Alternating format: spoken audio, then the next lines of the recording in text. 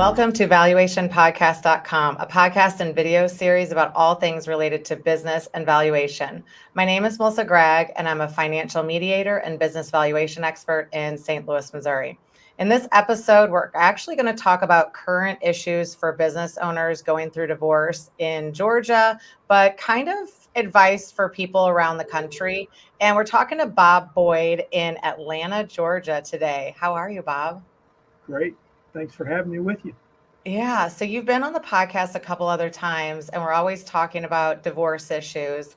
And, we're also talking about issues specifically to the state of Georgia, only because divorce, if, everybody needs to be mindful of, is a really state specific issue. So maybe we should just tee it off by what are some of the issues that you're seeing business owners when they're dealing with the divorce side, because that will lead us to talk about how they can do some protection with prenups in the marriage side. But what are you seeing kind of prevalent in the court right now? Well, a couple of things on that, Melissa. There's always the question when you get into the divorce context of first thing anybody wants to do, they want to value the business. Okay, let's go value the business. And most of the businesses we deal with are so tied to the presence of the actual owner, founder, if you will. I think the valuations become, it's difficult because, to maintain its value, the founder, owner really needs to be a part of it. I think it's very unrealistic for someone who's not part of the business to think that as part of the divorce, they're suddenly going to become, have a role, if you will, in the business. So that's an issue. There's also the issue that's kind of always there, and that is the question of the double dip. If we're going to value the business, do you also get to talk about the income that the person gets from the business, because that's part of the valuation? And if you get credit for the value of the business, is it fair for you to get alimony on top of it? Those are probably the biggest things that we really find. And the values, beauty's in the eye of the beholder. I mean, this person may love their business, but is there really a market for it? Is someone really willing to buy it? That's very problematic. So those are really the things that we're seeing, just as an overview of issues facing business owners if they have to get divorced.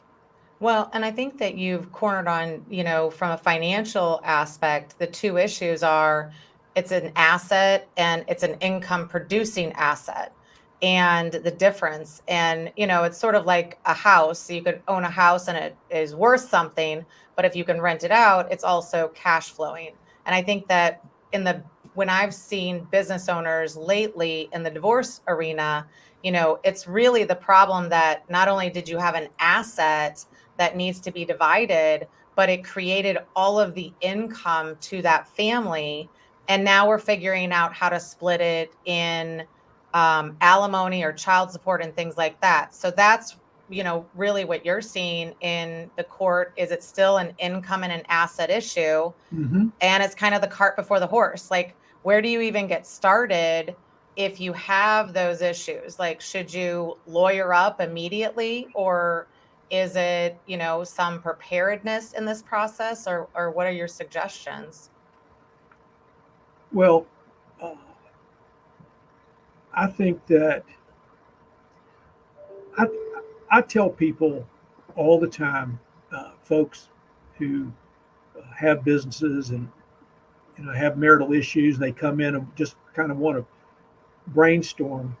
I always tell them, and I believe I'm right about this, and people debate me on it, but I still think I'm right about this. I always tell people, it's the old "don't let the tail wag the dog." The dog being your life and your livelihood, and the tail being the divorce. People will say, well, should I suppress this? Should I quit doing this? Should I not do that? I say, no. at the end of the day, you're still going to have this business. You're still going to want to be successful. Do not stunt your growth just because you're going through something that's going to last, you know, some period of time. Yeah, One I of the think things we're lucky about in Georgia is our cases tend to resolve themselves even in the most protracted, protracted situations, 12 months, 18 months on the outside. I mean, that's long for us.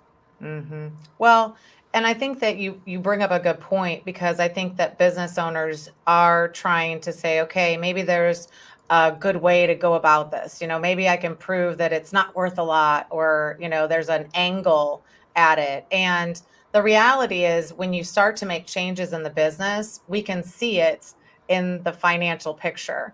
And so there is a trail.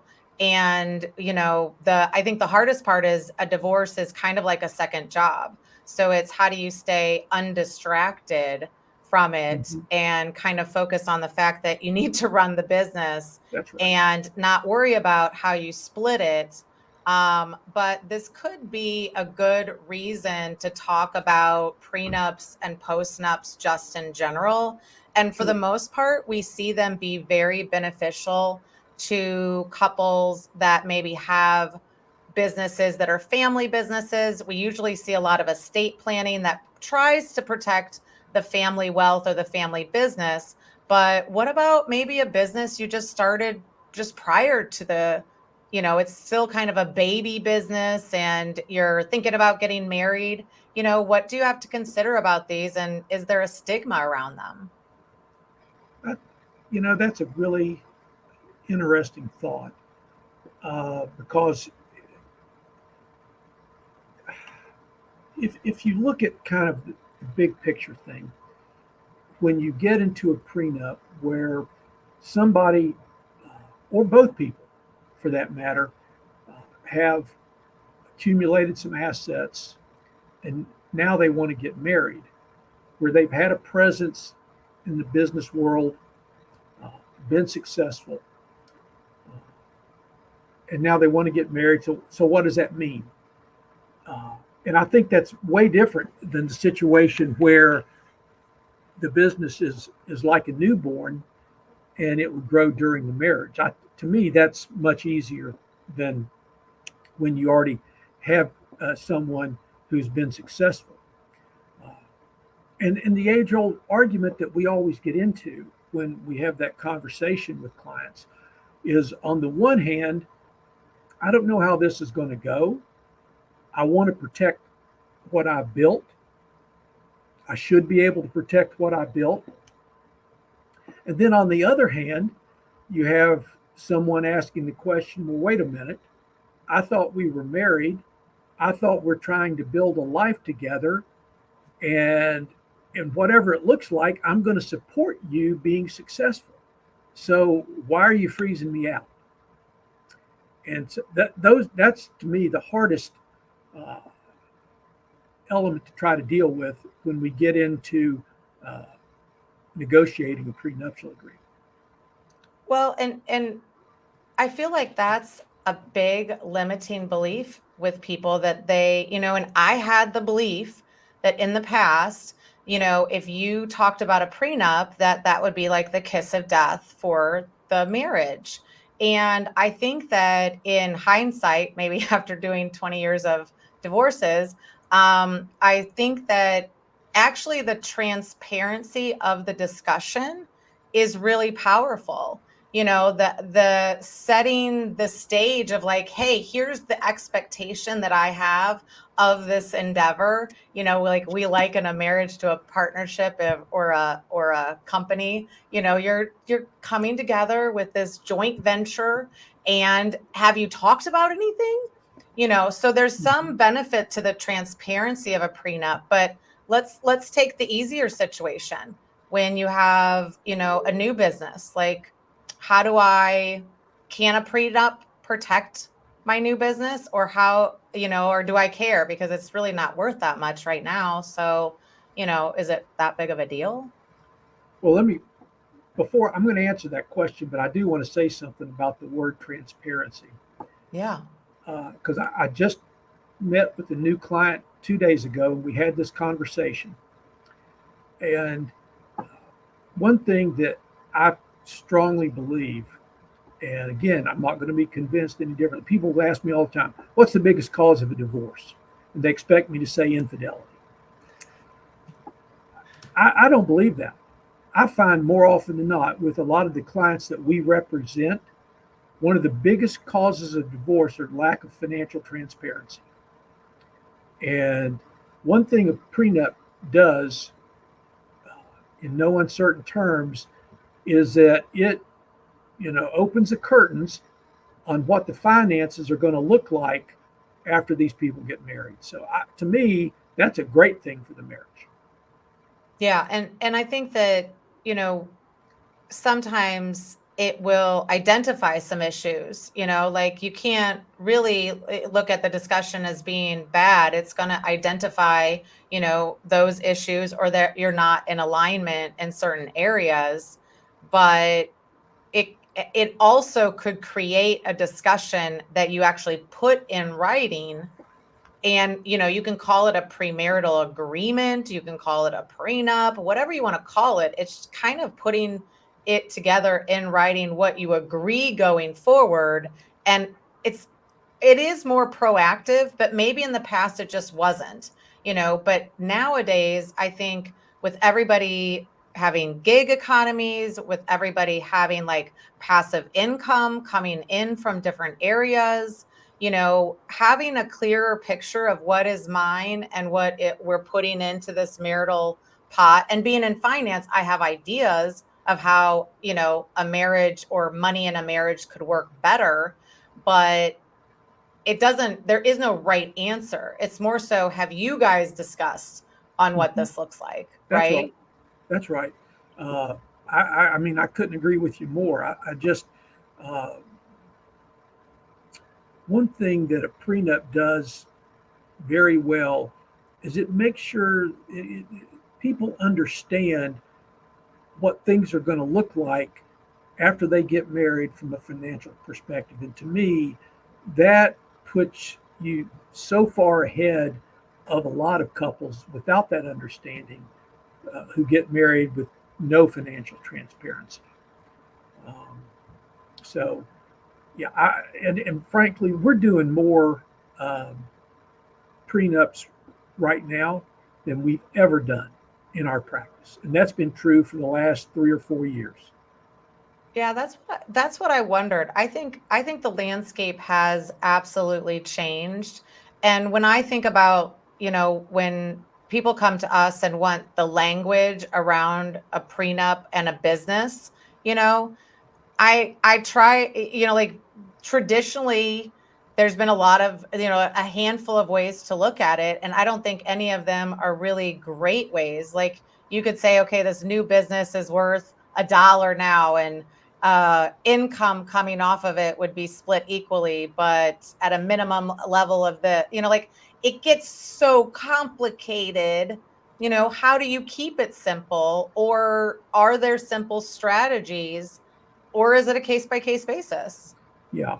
Well, to me, there are really two ways you have to look at this. One is the first example that you cited a few moments ago, which is we're relatively starting out couple. I've got a business I've just sort of started, uh, and to me, probably what ought to happen in a situation like that is that you almost make a provision that we're in this together, and handle it like that. Uh, the way more tricky situation is the one where you have somebody who's been successful, and now they're getting married and they've got this going concern, and what do you do with that? And again, that raises questions because it's like, okay, uh, you're going to work at this during the marriage, I'm going to support you, and you take one of the old fashioned prenup routes, which is it's mine now, and all the appreciation's mine, and all the income's mine, and I'll see you around. Or you do what we've done sometimes and say, okay, anything that's earned during the marriage is not going to necessarily be mine. It's going to be marital property. Uh, so that's a way to do it. Now, that begs a question. If I've got a going concern and all of a sudden I get married and all of a sudden all this money I'm earning from my business is marital property, is that fair to me? Because the business was already making money. That's tricky. Yeah. That's tricky. Well, and I think that, Then prenup. you add one other layer to it, and this is one I just dealt with, and wow, it was without a doubt the craziest prenup I've ever been a part of. And I had the man in this case. And the wife was very sophisticated, very successful in her own right, and she wanted the ability not to be given stock in the business, but to purchase stock in the business. And so that was like, That's like an option. well, it is. And so do you say, okay, honey, you can buy stock in the business, then you get divorced and you've got your ex-wife as a shareholder? I'm not so sure about that. So it is very difficult. And it's made even more difficult when you have strong-willed, successful, bright people on both sides, because they have very fixed ideas about what ought to happen if they do get divorced.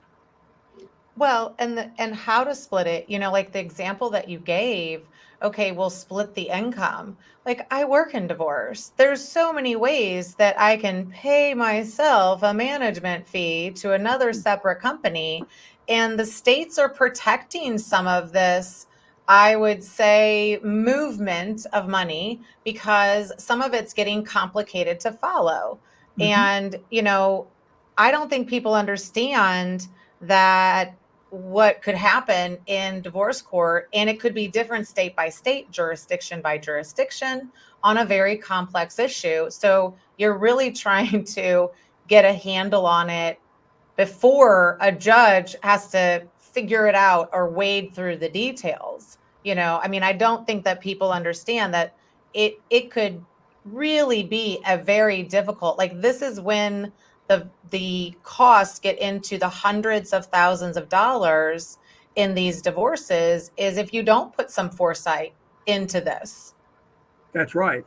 I mean, to go back to the case I just mentioned, fortunately, this guy had this business for, I want to say 15 years. Okay. So, it was successful. It is successful. It's going to be even more successful. So how do you do it?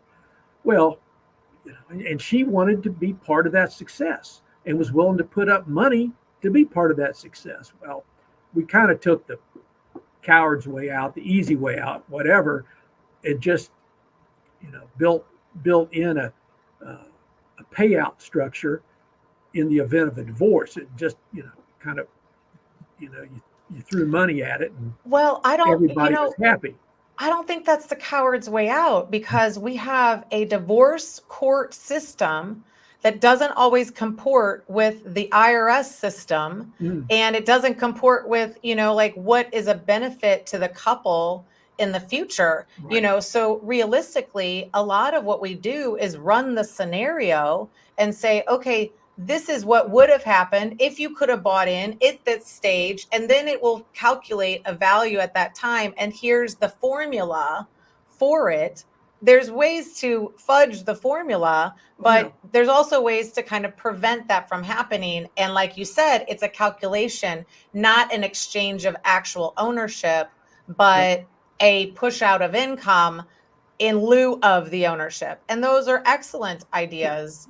I think what we did. And if you've got two people who have been successful on their own merits, what we did in this case, and frankly, I thought it was a really good idea. We kind of did it in two parts. we did one part where we guaranteed the wife's income for a certain number of years. She was doing very well for herself, and so we said okay.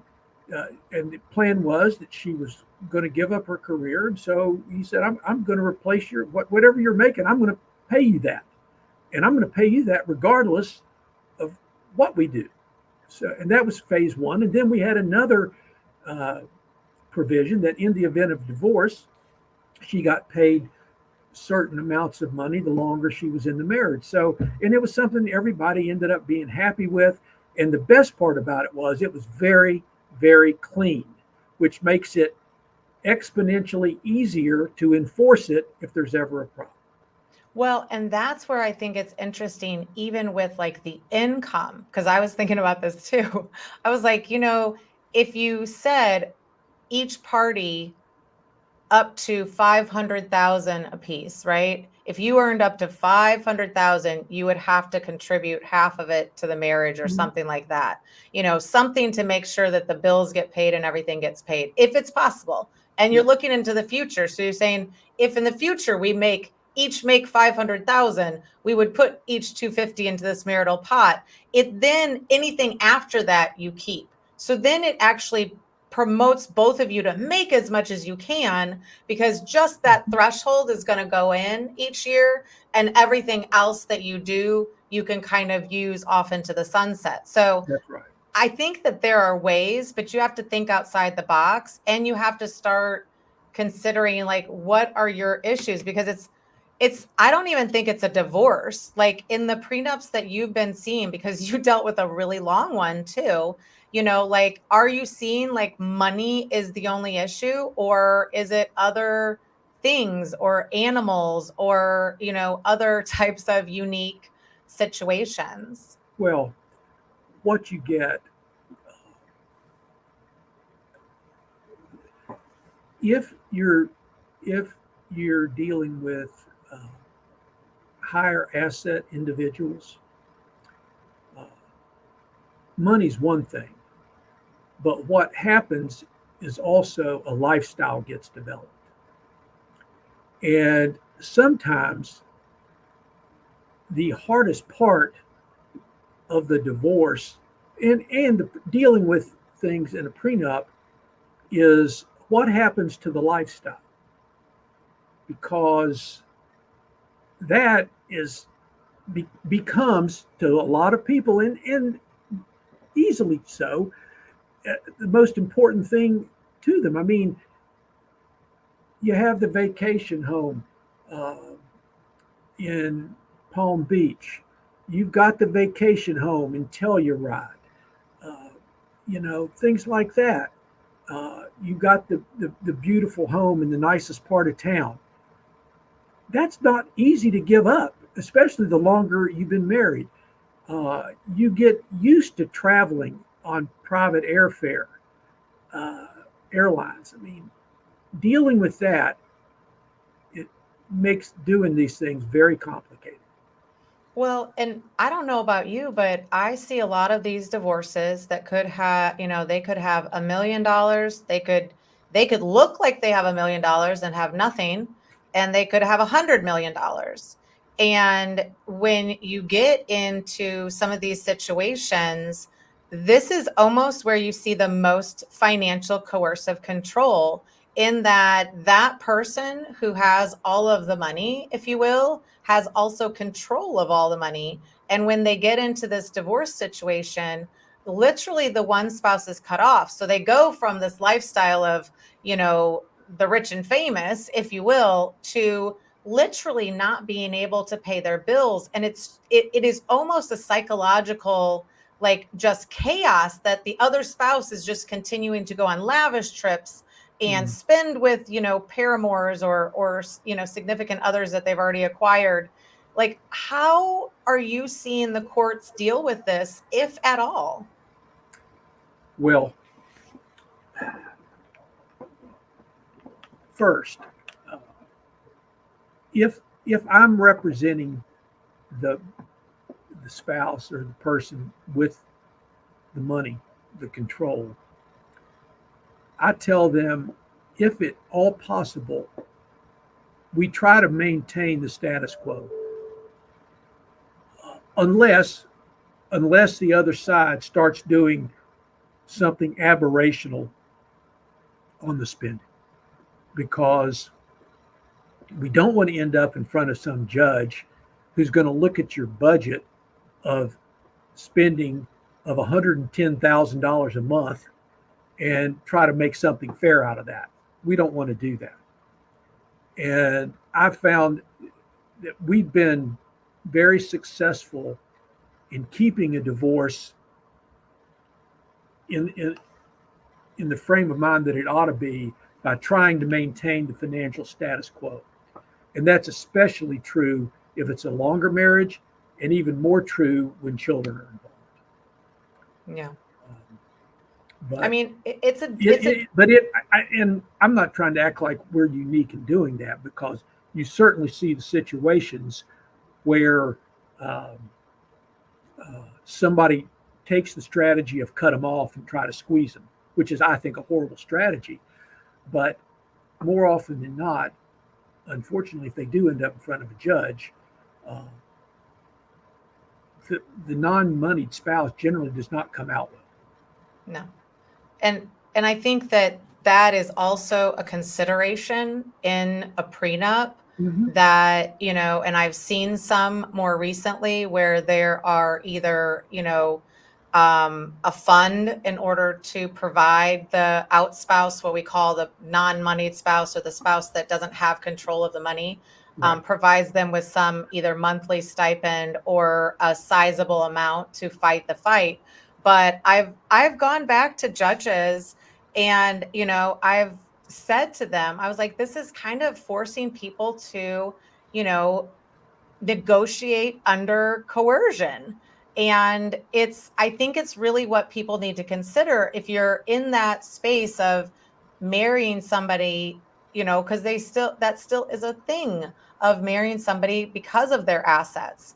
Like, you Yep. have to understand that the court is protecting those assets a little bit, but a prenup would determine that. And I think take the pressure off of you failing. Like, it's setting up metrics of like, well, if you make it past, year 3, then there's a $1 million payout. And if year 5, a $2 million payout, like, not incentivizing an unhappiness, but almost incentivizing the couple to be more successful together. Like, how do we start to move towards that? Yeah. I mean, I couldn't agree with you more.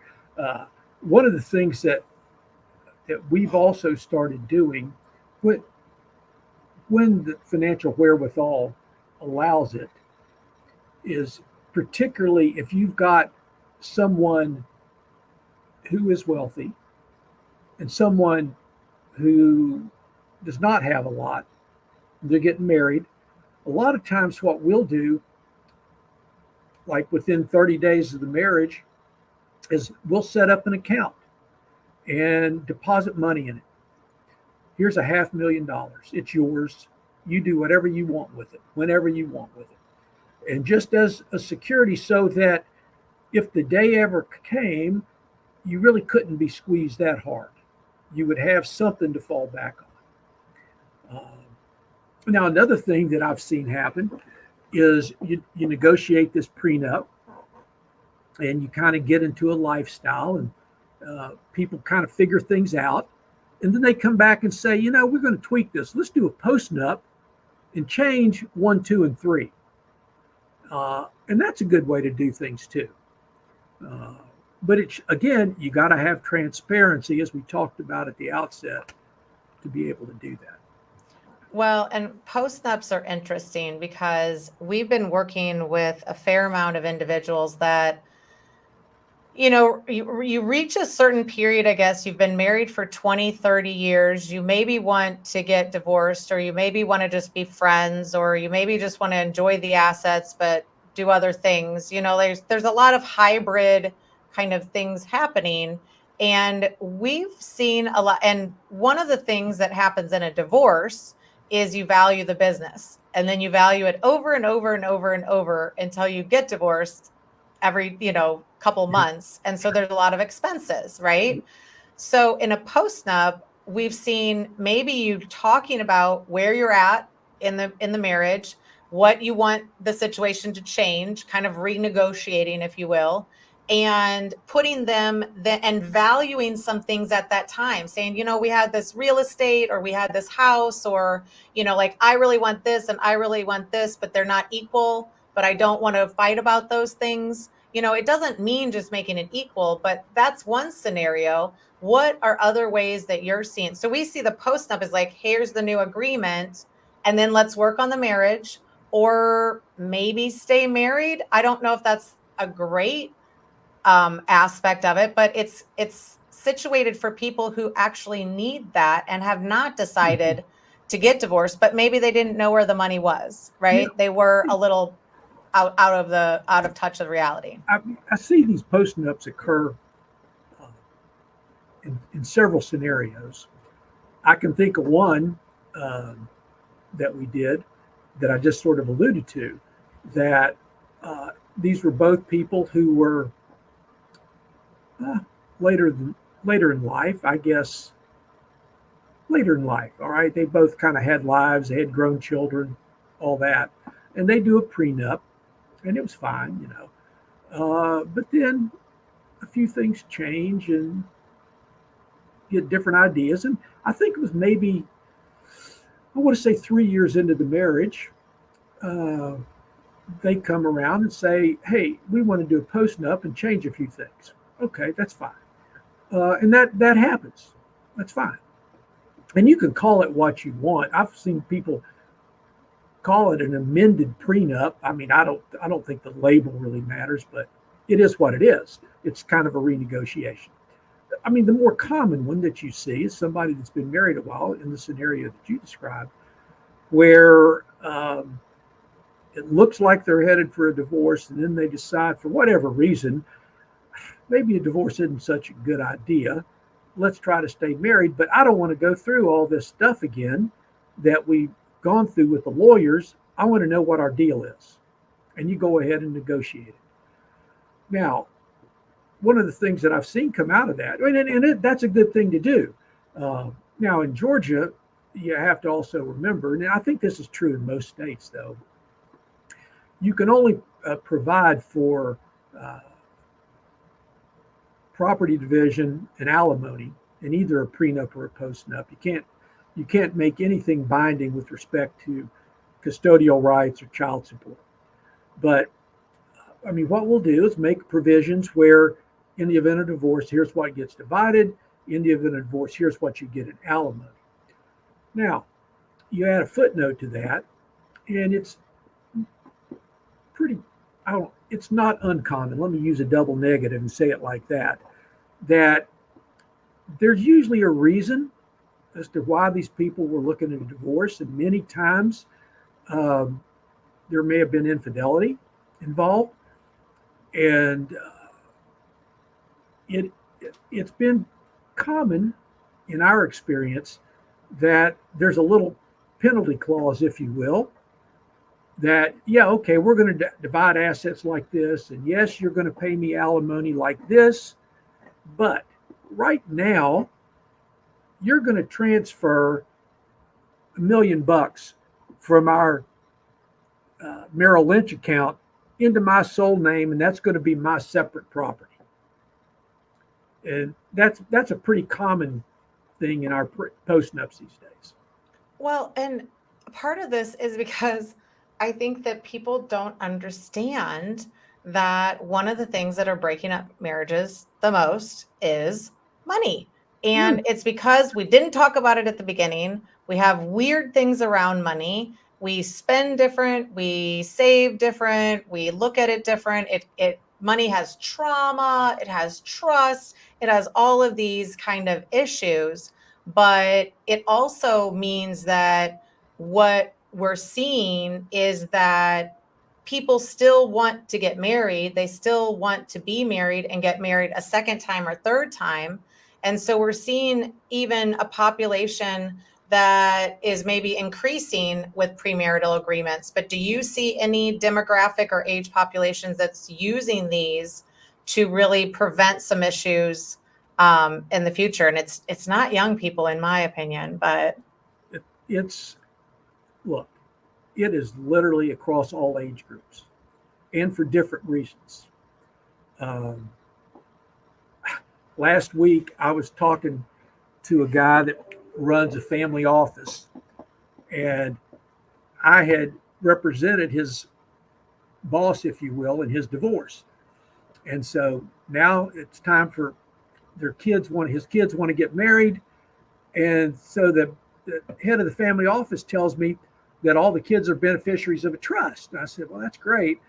Trust had a provision in it that if you want to keep your interest in the trust, you had to have a prenup. Mm-hmm. And it's very common with younger people getting married for the first time who are beneficiaries of generational or family wealth, that they're told by the patriarch or matriarch, you're getting a prenup. Right. That's it. Now, as far as other people go, I think one of my jokes is I tell people, divorce is okay. The math just does not get in your favor the more times you get married and divorced without a prenup. You can only divide things so many times. And so, yeah, I mean, we do a lot of prenups for clients who have been divorce clients over time. And that's very common, and it's across all age groups. It really is. Well, and I think that one area that I have seen, interestingly enough, is where I feel like prenups and estate planning collide, which is the gray divorce. Or what we term the gray divorce, which is not only the gray divorce, but then that leads into the second or third marriage. Yep. And both parties, it's not even about like, are you wealthy or do you have things? It's that you not only have things, but you have maybe houses and assets that your children assume are coming to them. And probably that person that you're marrying has children that think that certain assets are going to them as well. So it's almost like it could cause a bigger problem if you don't put it in writing and be very clear with the children, right? No, you are so right about it. That is a real challenge these days. Wow. And it particularly comes, not only with money, but especially with real estate. Especially with real estate. Now, it's easy, sort of. I mean, one of the common solutions we use for that, and I'll just pick the real estate, is people are getting along and there's no divorce pending. So what happens? Somebody dies. Well, we give one spouse, usually the non-moneyed spouse, we give them a life estate in the house, and money is a trustee will pay the expenses, etc. So that's okay. But when she passes, that house isn't going to her children. Mm-hmm. That's not going to happen. But at least in what I've experienced, I know this is not always true. That's always been made clear from the outset when the people got married, because normally in that situation, there's a prenup and those things are accounted for there. Right. And I think that is where we would normally see it show up as well, that there would be some sort of prenup or estate planning. Mm-hmm. But I've also seen where if the prenup or the estate, like if everybody leaves it to the estate planning to dictate, that the divorce court system may or may not see that as conclusive in the court system. Well, I love my colleagues who are in the trust and estate world. We do a lot of business together, but I tell them I wish we would do more business together of a collaborative nature when one of your clients comes in and asks you to do a prenup for them, because the divorce lawyer's input on the prenup, because it all has to fit together or it is a disaster. And And unfortunately, over the years, that's not always been the case, where folks in the T&E world try to take this upon themselves because they want to maintain that client control, and it can sometimes have real problems. So you got to have your family law lawyer and your trust and estate lawyer working together on this. Yeah, I think that it is always going to be cheapest to put it in writing before you enter into that situation. Especially if you have no control. I just don't think people realize they don't have very much control in the court system. I think they go into it, especially really smart business people or really smart spouses. They are just like, oh, it'll be fun. Like, I can figure this out. This is math. And I'm like, it's not really. It's kind of like the Twilight Zone. It's a little bit different. That's why, at least in our practice, in our experience, it is very, very rare for a high asset divorce case to end up in court. Yes. Rare. Because people figure out pretty quickly it is not a smart move for me to turn my fate over to a superior court judge, or in the case in Georgia, you can have a jury trial in a divorce case, which is rare in the rest of the United States.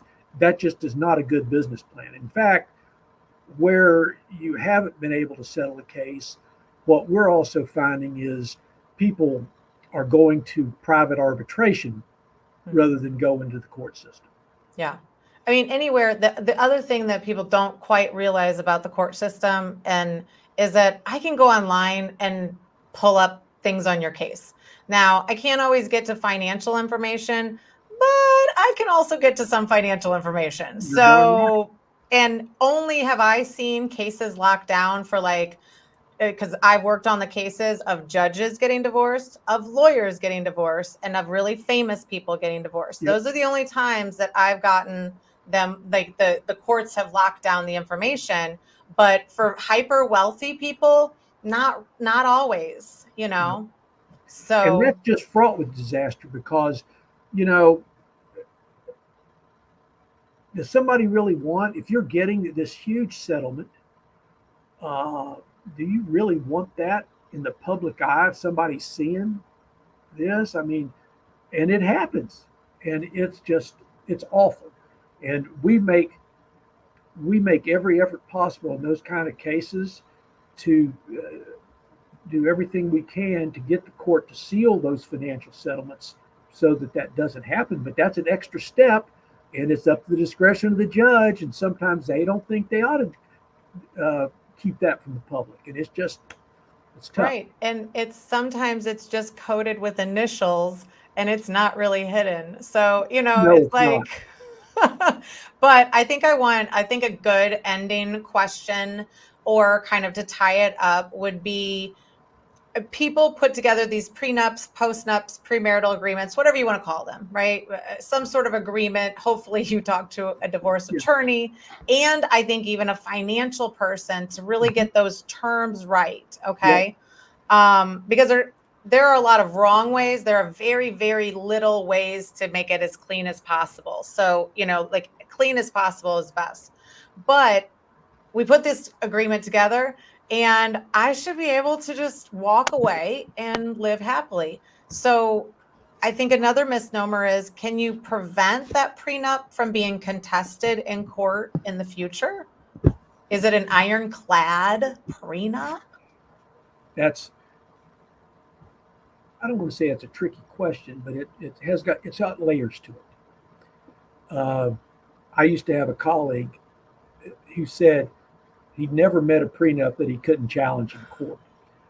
And unfortunately, there are people like that who say, we've got nothing to lose, let's challenge it. Now, one of the things you can do is bake into it that if you challenge it and you lose, you got to pay the other side's legal fees. And that's a pretty common thing we do. I think maybe a better question is to say, then how can you prevent it from being contested? What steps do you take to make sure it doesn't get overturned. And by that, I think what you do is a couple things you can do. A, you make sure both people are represented by good lawyers. B, and this to me is the most critical one because it is the one that causes more prenups to get set aside than anything else I know. And that is full and complete financial disclosures of assets, liabilities, and income. To not do that is the quickest way to having your prenup set aside and leaving everything up for grabs. So we spend a lot of time and have a lot of teamwork when we put together these balance sheets and income disclosures, because those are critical to winning if the prenup's contested in court. Yeah, and I think that the reality is you can't prevent somebody from contesting it, No. but you can put in those things that could maybe protect you in that space. But I think if we're talking towards the business owner too, I think that we have to re-say something from earlier is that, and I tell business owners this all the time, I need your spouse to have good representation and to have adequate financial expertise or disclosure so that she can make or he can make the best decision given the circumstances. Because what you don't want, like if you think you're going to pay a lot in the divorce court, you're going to pay a heck of a lot more if you don't disclose all of your assets, or if you think you're going to get away with something because it's not that big of a deal. I think as a business owner, you have more control over the situation if you control the narrative. And if the narrative is the truth, you can always spin the truth, but be clear, like there's only so much you can spin the truth before you look like you're the one making the lies, right? So transparency and truthfulness and getting everything out in the open is probably going to save you the most time and money during this process. Are you have any other advice? Yeah. We tell them basically it's a no spin zone, that it is not, if you want to take a chance of this not being enforced, be less than candid in this. And in fact, what we'll also do, I mean, it is very common when we have one of these higher asset prenups that we'll have a couple of meetings and each side will have their lawyer. Each side will have a Melissa in there. You may have your trust and estate lawyer in there. And it's sort of like, you might even have your accountant, and everybody has to look at this. You'll have your team, and here's what's on the sheet, and here's what we've got, and let me go through it. Let me explain it, and you all go back. You all take this with you, study it, and then we'll get back together and answer any questions you've got. And that's the way to be successful. And then I will tell you what else we also do many times is when we do actually have the signing of the prenup, we'll have a court reporter and a videographer present and ask questions of both sides so that there's no doubt about who knows what and when they knew it and whether they have any questions. And I can't tell you how happy I've been that we've done that when I've had a whole new lawyer say, hey, I've been hired by so-and-so, we're contesting this prenup, blah, blah, blah. I said, well, let me send you the DVD first, and then you call me back. Right. Yeah. And I mean, it seems so simple. Like you literally could save yourself hundreds of thousands or losing half of your assets if you just did a videographer and like that's it. Yeah. Yep. That video evidence and doing it in way before the wedding, way before any of this happens, like being very upfront. But I think that's the difficulty is the conversation, talking about this, and it is created around people's view of money. We don't talk about money, That's right. Like you said, we've got to get out in front of it. I mean, I tell people we need to get out of this at least 2 months before the wedding and maybe more than that. And I say, I want to have it signed that far in advance, not negotiating, signed. So, Yeah, I mean, even 6 months, starting oh yeah, 6 months sure, before is like sure. crazy too close. I mean, I almost think it almost can't be too close. And the only thing you might want to do is update the disclosure a little bit, maybe a month or 2 months out. But otherwise, let's get this thing negotiated. We should almost normalize doing it like right after you propose. It's sort of like That's within right. the because before you start planning this wedding, because I'm telling you, 6 months before the wedding, I was in high stress mode about like what was going to happen up and Yep. there was tunnel vision. Like these are what we have to do in addition to our job to make Oh sure yeah. that this event happens. And so it's not the right time to do it anywhere close to the wedding. No. But okay, Bob, so how do people get a hold of you, and can they even work with you? Like, Bob, are you even taking clients? Oh sure. You're so amazing. Sure. Okay. You have a Sure. big team too. We've got a great team. I think our firm has 15 lawyers now, and we uh,